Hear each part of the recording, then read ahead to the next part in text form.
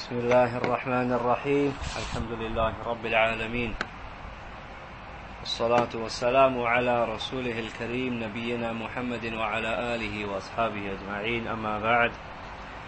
So as it's the case that we are nearing the end of this noble and blessed month of Ramadan, it's appropriate to remind ourselves as to how this noble month of Ramadan should be sealed, how it should be sealed. How should a person be near the end of this great and blessed month of the month of Ramadan? al-Mu'minina Aisha radiallahu ta'ala anha, she asked the Messenger alayhi salatu wasalam that if I was to reach the night of Al-Qadr, if it is the case that I reach the night of Al-Qadr, then what should I say? So the Messenger alayhi salatu wasalam, he said, قولي اللهم إنك عفو تحب العفو فاعف عني. Say, O Allah, you are afu and you love forgiving. You are afu, a name from the names of Allah, and you love forgiving, therefore forgive me. O Allah, you are Al-Afu. Al-Afu is a name from the names of Allah, a beautiful name from the names of Allah. It means the one who forgives, the one who overlooks the sin, the one who overlooks the sin as though you didn't do it. He forgives it as though you did not do it. Not just that, but the one who erases the effects of that sin. When you sin, there are effects that are produced from the sin. That's why you find some of the Salaf saying that when I disobey Allah, I find the result of that in my family, my wife, my children, or in my riding beast. The well-known statement. There are effects of sins, there are consequences of sins. So Al-Afu is a name of Allah that not only does He forgive the sin, but He erases the consequences and the effects of the sin that the person commits. Not just that, but Allah Ta'ala, He loves forgiving. Sometimes you might offend somebody. Sometimes you might transgress against a person, intentionally or unintentionally. And so you say to the person, please forgive me, please pardon me. He says, no, I'm not going to forgive you. Please, I'm sorry, I did not mean to hurt your feelings. No, I'm not going to forgive you. This is with people. This is how people may treat you at times. Allah Ta'ala, who is more deserved of you giving Him absolute servitude and obedience, not only is He one that will forgive you, but He loves to forgive. He loves that you forgive. He loves that you ask Him to forgive you. So that's why you say in this dua, Allahumma innaka afu tuhibbul afu fa'fu anni. O Allah, you are al-afu, you forgive and you erase and eliminate the consequences and the effects of the sin, and you love al-afu, you love forgiving. Therefore forgive me. Therefore forgive me. This is how we are meant to conclude our Ramadan. This is how we are meant to seal our Ramadan, with forgiveness, asking our Rabb Jalla wa Ala to forgive us. Al-Allamah Ibn Al-Qayyim, he said that if seeking Allah's forgiveness wasn't among the most beloved of things to Him, then He would not have tested His most beloved of creation with something of sin. Meaning, there are people from creation, from mankind, that Allah Ta'ala loves, His true awliya, His true allies, from the prophets and the messengers and their hawariyin and their ashab and their companions, those that stuck to the path of the messengers. Among them are people that Allah tested with something from sin, tested with something from sin. Why? So that those people can then turn back to Allah, seeking His forgiveness, and then Allah can forgive them, because Allah Ta'ala, He loves to forgive. Allah Jalla wa Az, He loves it that you ask Him for forgiveness. This is something that is amazing. If there was a nation that never ever sinned, and that is impossible for mankind, but hypothetically speaking, as has been mentioned in the narrations, if there was a nation that did not sin, Allah would destroy that nation. He would destroy that nation, wipe away that nation, bring another nation that does sin, and then they seek Allah's forgiveness for the sin that they commit, and then Allah forgives them. Why? Because Allah Ta'ala loves to forgive. This is a beautiful sifah of our Rabb. This is a beautiful characteristic of our Rabb, that He loves to forgive. This is something that increases the person's iman. This is something that causes the person to love Allah Jalla wa Ala. I remember once at one of the da'wah stalls, there was I can't remember if he was an atheist or he believed in a creator. But anyhow, this hadith was mentioned to him. This hadith was mentioned to him. Kafir, non-Muslim, doesn't believe in Islam, just believes in a creator. This was mentioned to him, that the Prophet told us that if there was a nation that does not sin, that Allah Ta'ala would destroy that nation, and then bring another nation that would sin, that would do the disobedience of Allah, or will fall short in fulfilling the command of Allah, and then they resort to Allah's forgiveness, and then Allah forgives them. So when this narration was said to this disbeliever, this was his reaction. Whoa, whoa. He was filled with awe. It was overwhelming for him to know this, because the background that they come from, they don't have this. They don't have this ta'alluq with their Rabb. They can't develop it, because you can only develop true ta'alluq with your Rabb if it's based upon wahi, if it's based upon revelation. So therefore the point is, Allah Jalla wa Ala loves that you seek His forgiveness. A person may ask, why should I seek the forgiveness of my Rabb though? Ibn Rajab rahimahullah ta'ala, he mentions concerning this, that those people that are basically intelligent, meaning intelligent about fulfilling life's purpose, not those that have the highest IQ, for example. Intelligence doesn't really mean the one that has the highest IQ, the one that is, skilled in some of the secular studies. Those that are truly intelligent are those that are intelligent about fulfilling the purpose of life in the best and the most efficient way possible. So Ibn Rajab, he says that those intelligent people, they work hard throughout Ramadan. They work hard throughout Ramadan in worshipping Allah, in offering acts of worship to Allah. They work hard in their prayer, they work hard in their fasting, they work hard in their charity, they work hard in their recitation of the Quran, they work hard in drawing close to Allah and offering acts of obedience to Allah. But when they finish it all, then they realize they haven't done nothing really. And that is why they resort to asking forgiveness. So throughout Ramadan, they want to show to Allah that, oh Allah, whatever is in my wus', whatever is within my capacity, I'm going to do whatever I can to show to you that I want to be a grateful, humble, subservient, submissive slave of yours. Because that's all I am. I am just a slave of yours. You are my Rabb, you are my master. So they work hard in showing to Allah, putting effort in showing to Allah that they are grateful, subservient slaves of His. But at the end of it, they realize that they've done nothing. Their act of worship, it was nothing.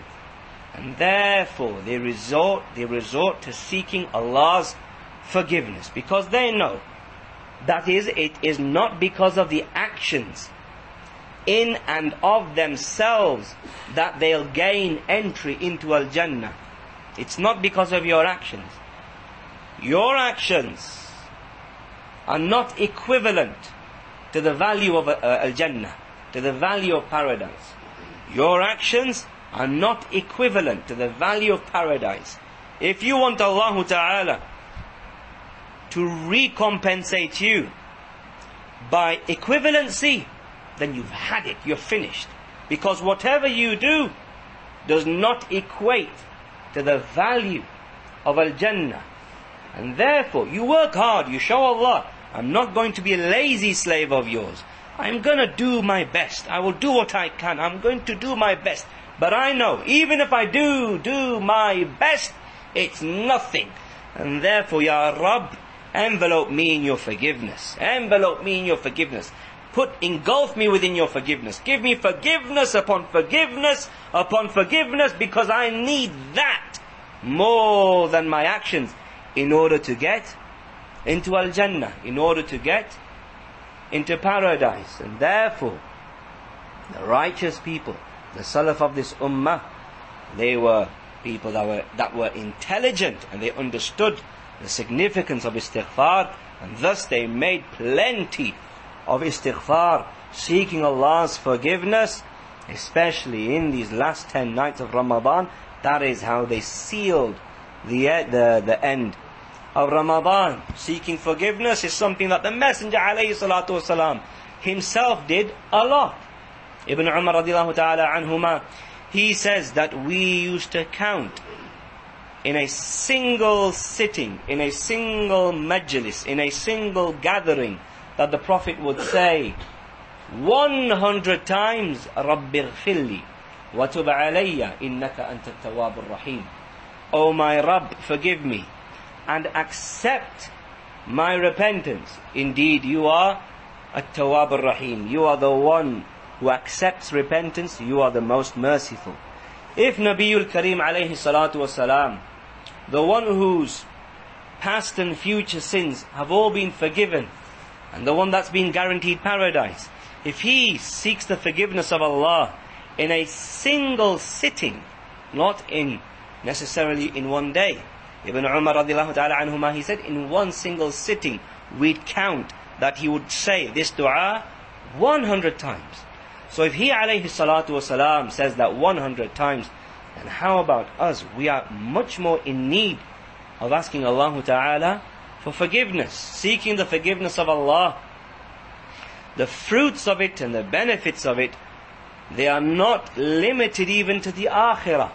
Allah Ta'ala, by His fadl, by His favor, He has even allowed us to receive benefits of istighfar while we're in this dunya, while we're here as well. On an occasion, a man came to Al-Hasan al-Basri rahimahullah, and he complained to Al-Hasan about the fact that his land wasn't fertile, right? His land wasn't fertile, right? He couldn't grow fruits and crops from his land. So what does Al-Hasan al-Basri say? He said, Istaghfirillah, seek Allah's forgiveness. Second man comes, and he says, he complains about poverty. So what does Al-Hasan say? Istaghfirillah, seek Allah's forgiveness. Third man comes. He complains that he can't have children. He cannot have children. He's impotent. He can't have children. So what does Al-Hasan say? Istaghfirillah. Fourth man comes, and he complains about the fact that his gardens are dry, right? Rain doesn't come down. So what does he say to him? He says to him, Istaghfirillah. So then the companions of Al-Hasan, they came to Al-Hasan and they said, why did you say to them, Istaghfirillah? These people came to you asking about worldly matters. Why did you tell them to seek forgiveness of Allah? So Al-Hasan al-Basri, he says, I did not say anything from my own self. I did not say anything from my own mind. Rather, I said to them what Allah Ta'ala says in the Quran on the tongue of Nuh alayhi salam, from Nuh alayhi salam. فَقُلْتُ اسْتَغْفِرُوا رَبَّكُمْ إِنَّهُ كَانَ غَفَّارًا. Nuh alayhi salam, he said, I said to the people, seek forgiveness of your Lord. Indeed, He is continuously forgiving. يُرْسِلِ السَّمَاءَ عَلَيْكُمْ مِدْرَارًا. He will send down to you rain in abundance. If you seek forgiveness of Allah, He'll send down rain to you in abundance. وَيُمْدِدْكُمْ بِأَمْوَالٍ وَبَنِينَ وَيَجْعَلْ لَكُمْ جَنَّاتٍ وَيَجْعَلْ لَكُمْ أَنْهَارًا. And Allah, He will increase you in wealth, and He'll increase you in children, and He'll grant you gardens, and He'll grant you rivers. Clear-cut ayah.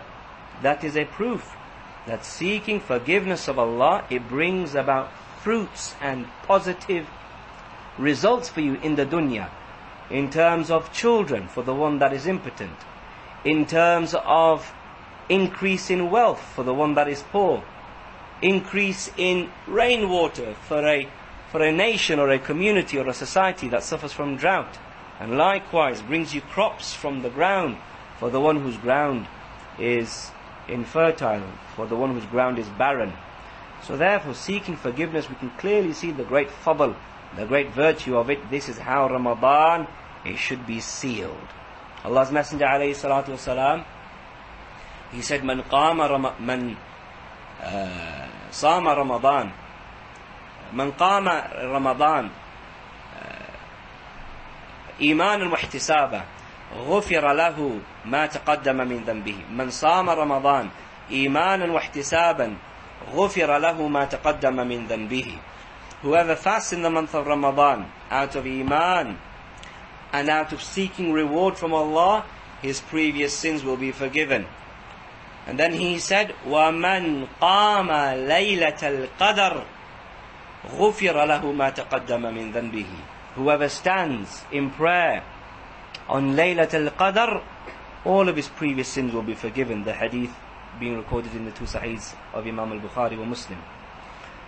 So now when a person knows that, then when he has done his fasting in Ramadan, done his standing in prayer in Ramadan, standing in prayer in Laylat al-Qadr, when he's done all of that and it's come to an end, then what's left? In a person's mind, I've stood in prayer in Ramadan, I fasted in Ramadan, I did all of that in Ramadan, and the Prophet said that if I do that, my previous sins will be forgiven. So a person may think, Khalas, I've done Ramadan, inshallah ta'ala, fantastic, I'm happy with myself, Ramadan's finished, I attended the Taraweeh prayers every single night, I fasted every single day. Yes, and you become self-satisfied, you've done good with yourself, and you're going to get the reward. That is not how the mentality should be. At the end of Ramadan, that isn't how the mentality should be.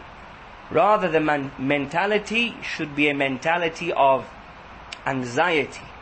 There should be a degree of worry and concern and anxiety. As Aisha radiallahu ta'ala anha, she said to the Messenger alayhi salatu wasalam, concerning the ayah, وَالَّذِينَ يُؤْتُونَ مَا آتَوْا وَقُلُوبُهُمْ وَجِلَةٌ. Those who give what they give while their hearts are trembling.